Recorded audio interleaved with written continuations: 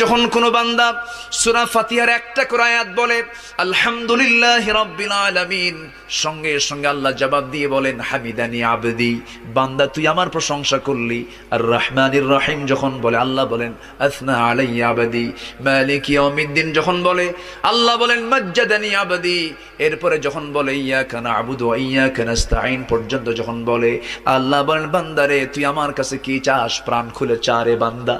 ইহদিনাস সিরাতাল মুস্তাকিম থেকে শুরু করে নিয়া ওয়ালাদ-দাল্লিন পর্যন্ত যখন বান্দা বলে তখন আল্লাহ বলেন বান্দা নামাজের মধ্যে এমন প্রেমের খেলা খেললি বান্দা, তুই যা চাইলি সব আমি আল্লাহ কবুল করলাম।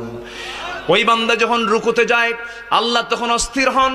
ওই বান্দা যখন সিজদায় যাওয়ার জন্য প্রস্তুতি নাই, সমস্ত ফেরেশতাকে ডাক দিয়ে বলেন ও ফেরেশতারা, এই বান্দাগুলো আমাকে দেখলো না, রাসূলকে দেখলো না, কোরআনকে দেখে হাদিসকে বিশ্বাস করে আমাকে খুশি করার জন্য তার সবচেয়ে সম্মানজনক